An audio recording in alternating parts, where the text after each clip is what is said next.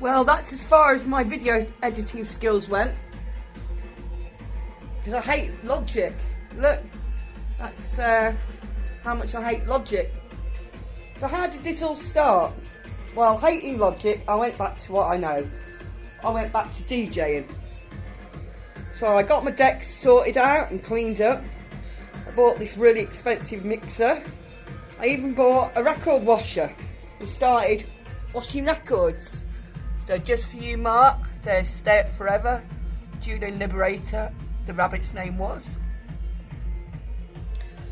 After a while, I realised that all my records sounded a bit old and probably needed cleaning up, you know, mastering, putting through ozone or something. And that sounded a bit boring. So I started looking at samplers. First of all, I was looking at the Pioneer, as a Pioneer fan. And at first when I saw the MPCs, I kind of laughed at them. And I was going to go for the SP Tri-60 or the DJS 1000. After doing research, 2 weeks later, I got myself a couple of MPCs. Now at the time, they hadn't even got ARPs in them, let alone synths. So of course, we found these kind of things. And that's kind of the first kind of synthy bit I started to sell.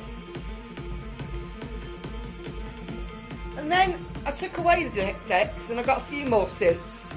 And I ended up with a setup a bit more like that, which is what I did the music you can hear on. But having the DJ mixer between them caused more problems than it was worth. At the end of the chain, it might be quite good for DJ effects, but it didn't really work out. So I ended up carrying on, buying a few more synths, and it pretty much ended up like this. So this is my jamming table.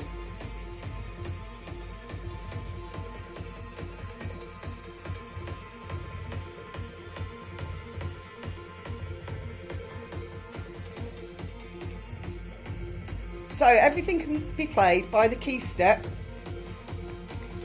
into the MPC, which can control everything.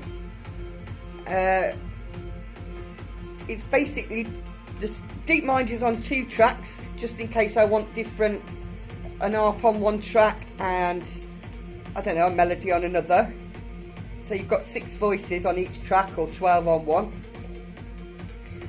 Then it's controlling the digitone, 4 voices of good FM goodness, bass and weird sounds. Because although that's an awesome bit of kit, I don't really understand it, to be honest. And then we've got a monostation doing the lead or drums. Another monostation doing the lead or drums, which on oscillator 2, that controls the TB3. Because you can do some really nifty tricks, like just shorten the patterns on the fly and like do scales on the fly and pitch it up, the whole pattern up or down on the fly. So usually these two are not controlled by the MPC. I might play them in, but I'll record them on here because you can manipulate the sounds better. Great little machines. You can record anything on there is recordable in a live time. So we've done the MIDI. Let's talk about the audio. So the MPC, DeepMind, and the Digitone go into this little mixer here, and these two go back into the MPC for effects, and TD3 goes into the Digitone for effects. This guy up here with that pedal's alright sometimes. It's not plugged in at the moment. And that can go into the TD3 as well, into the Digitone, sorry. And that's basically my jamming table. Right, let's have a look at the unloved corner. Ta-da! The unloved corner. This isn't even my track, this is demo track. I've never done a track on that looks like that. It's an awesome bit of kit, but I just don't get on with it. And then next unloved piece of I own is the Neutron. It sounds great, but it saved me a fortune on modular, because that has been patched like that for over 2 years. So I know modular isn't for me. Here we have a little project I'm working on as a takeout kit. So it's all battery powered, and all these knobs can be mapped, and you've got 16 times what you can see. So with the new MPC Hype Synth, it becomes a bit of a MC707 on steroids. So I'm working on that. That's the next thing I'm going to be working on. Oh, here's the cameras, cheap Panasonic cameras. You can get them really cheap second hand, pretty decent for filming on. A couple of webcams, loads of junk. Let's talk about the audio again. So I can have the audio from that mixer come straight into this MPC. The force is going into that mixer as well. I can have it coming into the MPC and use this as a master chaos pad, if you like. And that leaves me 2 channels there, which that can go into. I'm a bit stuck for power at the moment. Now, this little Behringer is quite a good interface because it's also a mixer. The computer doesn't have to be on to use it.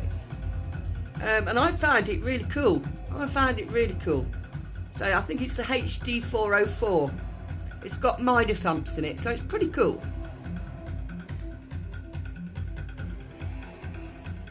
Oh, I suppose we should talk about monitors, shouldn't we?